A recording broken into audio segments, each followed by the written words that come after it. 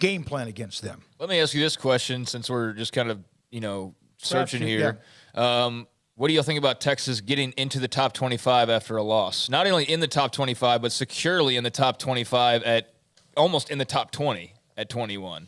Yeah, I wouldn't have done that. I would have given them another week. I mean, to beat a UTSA team that's pretty good and but it's absolutely exhausted at this point. Yeah, exactly. But still, let them go beat UTSA if that's what's going to happen, and then put them in the poll. But yeah, and here's the reason I disagree with it is we've seen Texas do this a lot over the last 10 years.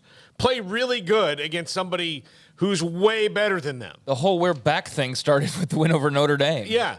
And Notre Dame wasn't back that year either. That was kind of an average year for them.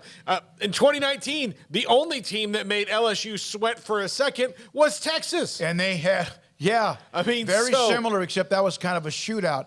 Well, here's something. I'm going to start with this, and we don't have a lot of time here because Mitch Sherman, AP poll. Teams that were unranked that are now ranked in the AP poll. Texas was unranked. They're now 21st after the loss. And, yes, it was incredibly close to being a huge win. So you wonder where they'd be ranked if they'd won the game. Penn State moved up. Top 10, easily. Yeah. Oregon was unranked. They got blown out by Georgia in the opening game. Then they win, and they're back in at 25. So that's just maybe a creeps up maybe a spot or two. Well, that's just ahead of BYU. Good luck for the Cougars if they can go on the road and recreate what they did on Saturday night. That would be another top 25 2 weeks in a row for them. Tennessee was 24th in the AP poll. They went up 9. They were unranked in the coaches poll. They jumped to 16 after the nice win they had against Pittsburgh. Utah they stayed the same at 15.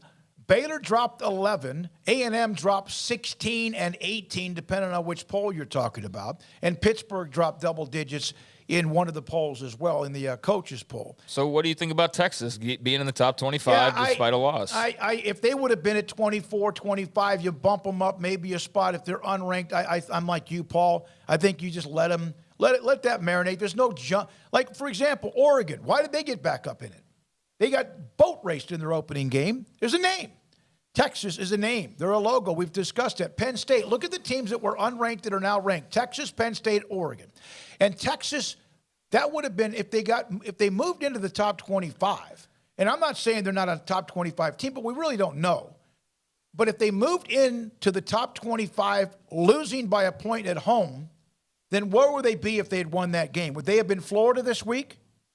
And been 10 or 12? Oh, I just said they would absolutely be top 10. Are you kidding? They lost and are in the top 20, in the top 20, basically. Yeah. They moved up. They not only moved up from not being ranked, they moved up 5 spots into the rankings. So I asked the question, though, just out of curiosity, because it's interesting, because it's not something that you see a lot.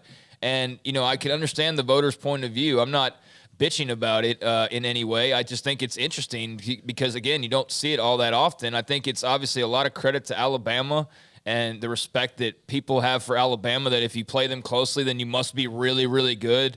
There's no way that it's a one-off or anything like that. And I think that Texas is clearly playing a bit more solid on defense. I think the question now is huge at quarterback, because I don't know how much faith you have in Hudson Card the rest, of the next month or perhaps next 5 to 6 weeks. Maybe Quinn Ewers pops up on Saturday. I mean, maybe he does. We don't really have an official word on his injury just yet, but he sure looked good before he went out in that game. Sure did. And has some good weapons around him. So, I mean, I see it. I was just curious what y'all's thoughts were, because, again, it's sort of unique, and it will be interesting now because they do turn around, and it will look a bit silly if they were to turn around and lose at home to a UTSA team who's played basically 4 football games in the last 2 weeks with all the overtimes they have.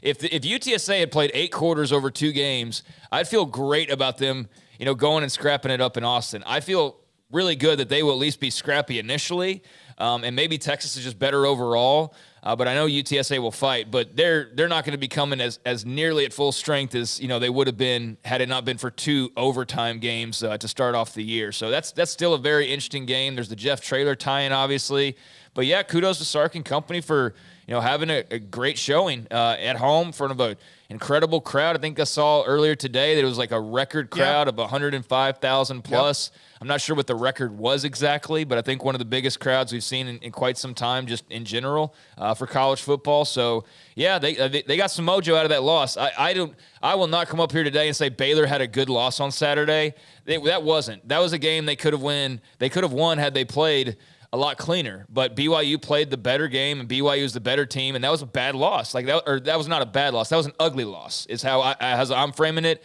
For Texas, that wasn't a bad loss or an ugly loss, but it was still a loss, So they got to turn around and make something out of it. But for losing a game, they sure got a lot of juice from that. Brigham Young jumped 11 in one poll, 9 in another, and pretty much just almost flip-flop with where Baylor is now. Not quite. But we talked about this. Not many teams jumped double digits. Craig, remember we mentioned that. Florida did last week. Brigham Young did this week. And so did Kentucky. Kentucky jumped from 20 to 9 with their win at Florida. SEC. There is some massaging of the polls that goes on. We all admit that, right? I call it the SEC bubble. But A&M didn't get that bubble, although they're still ranked somehow in the top 25. It is the only, exactly. Exactly. It's the only conference where like half the teams could lose and they add more top 25 teams. Yeah. It's insane how that works, but the voters are going to vote. Yeah, it's funny how that works. But it's a bubble. All right, when we come back,